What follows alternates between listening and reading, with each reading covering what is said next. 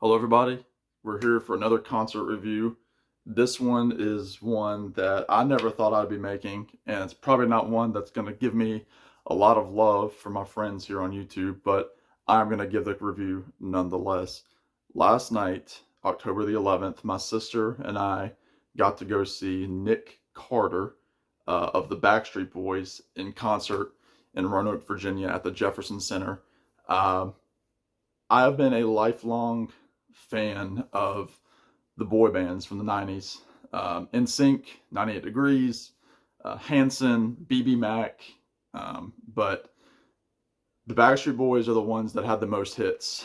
They're the ones that are still together. I mean, some of the other groups are still together, but they're the ones that never stopped. They uh, continue to make great music. They lost a member, Kevin Richardson, for a few years, who came back later. He's still with them.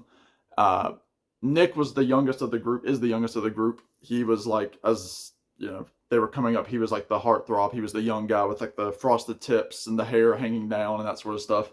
And I've never seen the Backstreet Boys, and I never got to see NSYNC. So they were one of those things I just thought would always pass me by. Well, we get an announcement in the newsletter that I'm a part of for this particular venue that is saying Nick Carter is coming and is doing a tour called the Who I Am Tour, where he's going to be singing Backstreet Boys songs, but also songs from he has a few solo albums and from songs that inspired him as a kid in the 80s and 90s. So it was just that. He did about 4 or 5 solo songs, 7 or 8 Backstreet Boys songs, and then a bunch of cover songs from mostly the 80s.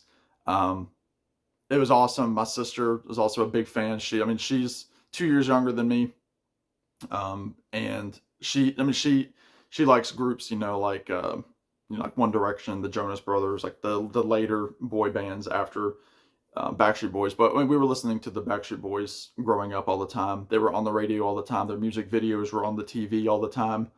Uh, just sang it to death. Love the Backstreet Boys, and they are still a killer vocal group. They've put out, I think, 10 albums, and I think they're working on another one, I believe. Their most recent album was A Very Backstreet Christmas. There's Nick right there.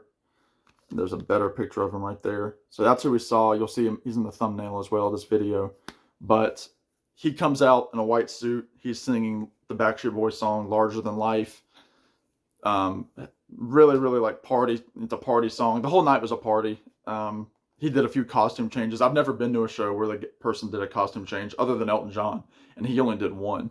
The most recent time that I saw him last September with my dad and on his farewell tour. But other than that, excuse me. Other than that, I've never been to a show where somebody has done consistent costume changes throughout the night. He played a solid 2 hours. And like I said, he did Backstreet Boys songs like Incomplete, which is a beautiful ballad. Show Me the Meaning of Being Lonely.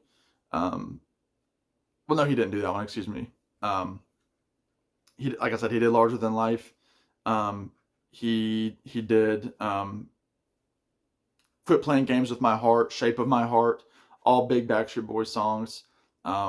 Incredible to hear them live for me because, again, there are groups that are part of my childhood, like, the Beatles I listened to all the time, the Beach Boys I listened to all the time as a kid, Sinatra, um,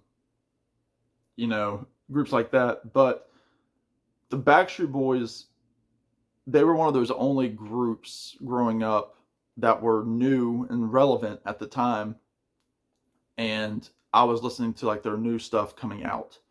So I think they were probably the first group that was ever like that for me. And so again, to hear this voice of the Backstreet Boys sing these songs was just it was just like a weird time warp feeling that I don't know that I've had at other shows in the same way. Um, because I was listening to the Backstreet Boys when I was like 5. So again, with those other bands that a lot of them are no longer with us. The Beach Boys aren't really the Beach Boys anymore. The Beatles are no more. So to hear this voice of this group still sounds so close to the original recording because he's only 43. He started in the band when he was 12 or 13. it was just a really great experience. Like I said, he did a bunch of 80s covers. The second song he did was Everybody Wants to Rule the World by Tears for Fears. He did I Wear My Sunglasses at Night by Tommy Two Tone. He did Private Eyes by Hall & Oates, which coincidentally enough, he didn't mention it. October 11th was Daryl Hall's 77th birthday. He did Wanted Dead or Alive by Bon Jovi, which I'm not a Bon Jovi fan. He did, oh gosh, what else did he do? He did Dirty Laundry by Don Henley. Um, so he was knocking out these songs, that everybody knows. He did a little brief snippet of With or Without You by U2. He did a little brief snippet of In the Air Tonight by Phil Collins. Kind of latched on a couple of his other songs. One of the songs, one of his originals that he just put out early this year. So Nick Carter had a brother named Aaron Carter who was also a big pop star in the late 90s. He had a big hit with his version of I Want Candy. And him and Nick always had a relation. Aaron was much younger, but they had a strained relationship. Aaron dealt with a lot of drugs. Nick had his own share of demons with drinking and drugs. But Aaron never lost it. Nick got out of it, had a family, is clean, as far as I know. And Aaron was suffering from depression and unfortunately took his own life earlier in the year. And Nick has still been playing, but he did this song called Hard to Love You, which is very touching. He kind of mentioned before the song, he said, he's like, you all know I've been going through a difficult time this year. And this song is kind of, how I feel about it all. And so that's what he's saying. And it was kind of a touching moment of the show. But, he finishes the show with a bunch of Backstreet Boys songs. Boom, boom, boom. Comes out. He does the song I Want It That Way, probably the Backstreet Boys' biggest single. Everybody's heard that song. Tell me why it ain't nothing but a heartache. Just great singing. He sounded great. And then he closes with Everybody, Backstreet's Back, which is like their anthem song.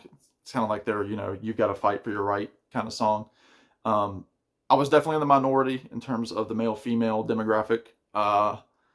Not ashamed of it at all. A lot of 80s era ladies that were there. But then there was a little girl behind us with her mom who was probably 10 singing all the songs. So that was really cool to see that. There was one little disturbance, a lady in the front row. I don't know how or why, but she was causing a disturbance. And after security and management tried to get her to leave, they ended up calling the police on her. She was in the front row, and police had to come and escort her out. She didn't yell. She wasn't, cursing or anything like that. She wasn't smoking drugs or anything, but she was causing some issue and was being non-compliant. So anyway, there's my take on Nick Carter. It was a great time with my sister, and yeah, it was kind of like a mini Backstreet Boys night. So let me know what y'all think. You can grill me in the comments, but again, I'm not ashamed. I love the Backstreet Boys. They're great harmony pop singing. Love their tracks. So in the meantime, y'all be good, take care, and we'll talk to you in the next one. Bye now.